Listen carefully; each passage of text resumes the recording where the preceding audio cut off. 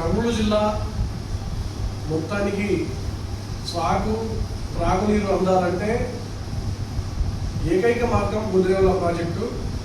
మరి ప్రభుత్వాలు ఎన్ని గడుస్తున్నా కూడా గుండ్రేవుల ప్రాజెక్టు అన్నది రాయలసీమ వాసుల కలగానే మిగిలిపోయింది.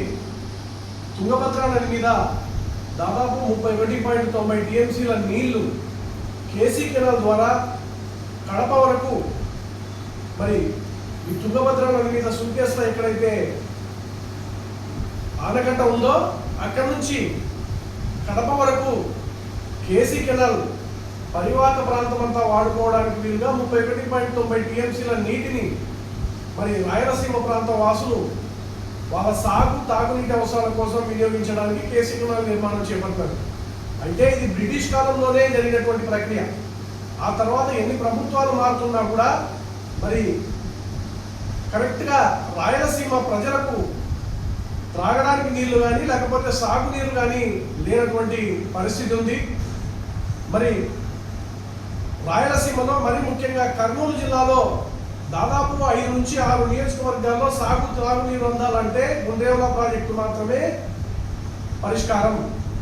ప్రభుత్వాలు మరి అధికారం కోల్పోయిన తర్వాత గుండ్రేవుల ప్రాజెక్టు గురించి మాట్లాడి అధికారంలో ఉన్నప్పుడు మర్చిపోతున్నటువంటి సందర్భాన్ని ప్రస్తుతం చూస్తూ ఉన్నాం.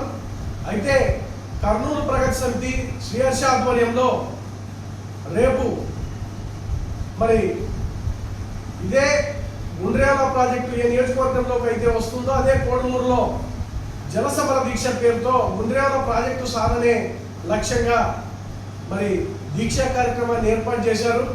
గుండ్రేవుల ప్రాజెక్టు నిర్మాణం జరగాలంటే పోరాటాలు తప్ప మరి ఏమిటి వల్ల కూడా సాధ్యం కాదు.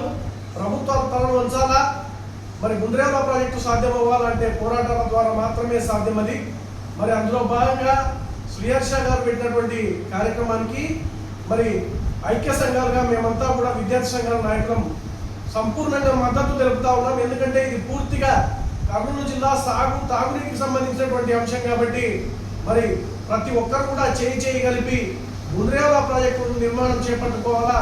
లేని పక్షంలో ప్రతి సంవత్సరం కూడా తుంగభద్ర నది నుంచి దాదాపు 100 టీఎంసీల నీళ్ళన్నీ కూడా కింది ప్రాంతానికి పారిపోయి అక్కడి నుంచి సముద్రం పాలవుతున్నా కూడా ప్రభుత్వాలు రాయలసీమ వైపు కనీసం చూడడం కూడా లేదు.